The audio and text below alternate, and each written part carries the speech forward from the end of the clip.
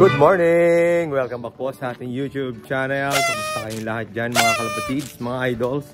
So for today's video puntahan natin yung mga bago nating inakay. Silipin natin kung nasa maayos ba kondisyon para tignan natin Ito mga idol, yung ating mga inakay. So kakapatapos ko lang pong magpakain sa kanila.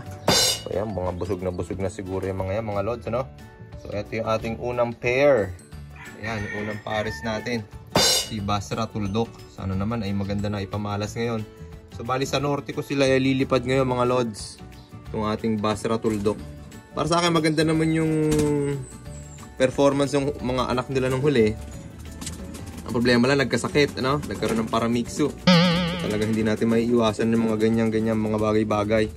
So ngayon gawan ulit tayo ng bagong lahi nila. Ayan, Blue Bar Pied naman ang kinalabasan. Manad sa kanilang nanay, So ayan, malalaki na yan mga lods. May sing-sing na rin yan mga lods. Dito lang ulit tayo sa MRPC kay Aling Tinay. Wala, yan ang ating nililiparan dito sa ating lugar mga idol. So ngayon, ito naman, silip tayo dito sa kabila. Oh, ito. Ayan, malapit na rito mapisa mga lods. Ito nga pala yung ating ibon na yan, Galang Brothers mga lods. May dugong Galang Brother yan mga idol. Sana naman ay yung lipad nila ay maging Galang Brothers din. Pati resulta, So ayan, tignan natin kung anong kalalabasan ng palahi na to. Dito naman sa kabila, silipin naman natin itong mga ito. So ito kasi mga lods, hindi pa nakakapisa So ngayon ko pa lang ito sinubukan itong pairing na to mga lods. Yan. Si Banding Olim at saka si Jaime Lim. Ito yung Cock Jaime Lim Cross 222B. So kita nyo naman po may sa kanya mayroon pang balbas na puti, So ito nga yung ating 222B Jaime Lim na cross. Ayan. So ito naman, ito si Banding Olim nga, naglilimlim pa rin mga idol. So ito yung nanay ng ating second overall 2 years ago. At saka sa norte, din siya. Hindi lang nakauwi ang dulo. Pero maganda naman ang performance ng mga anak nila mga lods. Para sa akin. Kaya sila pa rin ang ginagamit natin na breeder.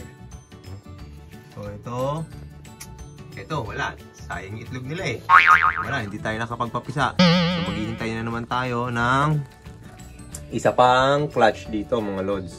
Para makapagpalabas tayo ng mga inbred na 222B. Para mayroon tayong pang stock. Medyo matatanda na yung ating breeders Kaya kailangan mayroon silang pamalit na lahi din nila. So ayan nga yung ginagawa nating pinag-eksperimentohan na mga breeders. Sana mag-produce na sila. Naka-ready na yung kanilang ito yung magiging yaya mga lods. Ito ang pagyayayahin ko sa mga itlog nila. Ganun ang gagawin ko. Dapat nung huli pala ganyan na ginawa ko. Akala ko kasi makakapagpapisa sila Langhiya naman talaga. Sakit din talaga nito yan itong cock na to. Tuwing first itlogan nila, laging sablay. Hindi ko alam kung bakit Kahit ng mga nakaraan, laging ganun ang kahit sa ibang kapares niya, ganyan kinalalabasan. Yung mga unang clutch niya, medyo sablay, parang ganun, hindi nakalabas sa sisa, itlog. Parang ganun. So siguro mahina. Pero kaya, hindi ko rin masabi, pero iba Ayan. So ngayon, gagawin kong technique. Yan, ika-clutch, papalayaya ko dito. Ayan, lilipat ko yung itlog nila dito. Silang pag-anuhin ko. So mamaya, bibili pala ako ng paso para meron na silang paitlogan, Ito kabila, ganun din. Wala pa rin paso. Pero malapit na rin yung mga itlog, mga lods.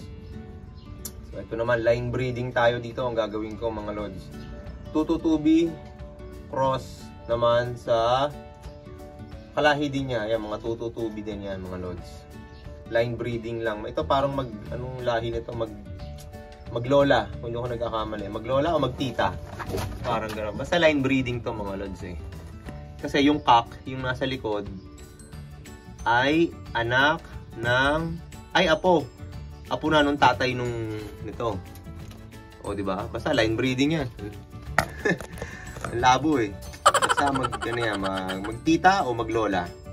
Parang gano'n. O magtita, siguro magtita. Kaya subukan natin mag-line breeding ng lahi nila, So sana pala rin tayo ngayong taon mga lods. Sana ay maganda ang ipamalas na race ngayon 2024. May malas tayo, hindi tayo pinalad ngayon ngayong taon mga Lods South, hindi tayo nauwian ng mga alaga natin. Ganun talaga. Meron talagang kasama sa karera natin yan. Kaya kailangan natin tanggapin, no? So, ayan. So, ngayon punta naman tayo doon. Silipin natin yung mga inakay natin doon sa kabilang anong yan. Tara. Bago lahat, please subscribe sa aking channel, mga idol, and sa aking Facebook page, Ryan Punsalan Love. Ayan. So, maraming salamat po sa mga nakasubscribe na at mga followers po natin sa Facebook. Maraming salamat. Shoutout sa inyo lahat, mga Lods. Oh, ito na yung ating inakay na inbreed. Inbreed din yan, nung anak nito. Saka yun, nung pula. So ngayon, second clutch na nila. Sana maglabas sila ng magandang kulay, no? Yung pied. Gusto ko yung pied na blue bar pied. O kaya pencil pied. Yan. Para meron tayong materyales na maganda. So ito yung unang anak nila. Dalawa yan. Yung isa, binigay ko nun sa aking pinsan. Kay Raymond Asilo. Shoutout sa'yo, Raymond Asilo. Talagaan mo yung aking binigay sa'yo, ha. Bihira ka. So, ayan, meron din tayo doon sa taas. Ayan. Medyo nakapisa na din yan, mga Lods. So, nasingsingan ko na rin yung isa. Hinihintay ko na lang yung isa masingsinga. Maliit pa yung paa, eh. So, ayan, medyo ano na yung ating kulungan sa likod, no? Medyo nasira na. Napakatagal na rin kasi niyan. Siguro may 5 taon na mahigit yan na ganyan. Nasira na yung plywood. Kaya nilagyan ko na ng sapin sa likod yung, ayan. Sana ay tumagal pa siya ngayong taon. Pero yung bubong niya medyo bago na. Bagong luma. May kalawang pa din. Pero mapagtsatsagaan pa naman natin yung mga idol. Tsaga-tsaga lang muna tayo sa anong meron natin dito. So sana maging magandang kalabasan ngayong breeding. Aray ko, natutog pa ako. Ngayong season natin na to. Sana ay pala rin tayo ngayong season sa breeding, no? So kayong lahat, shoutout sa inyo lahat mga idol. Maraming salamat and God bless. Hanggang dito na lang muna. See you sa susunod na video. Maraming salamat. Huwag kalimutan mag-subscribe, like and share. Bye-bye.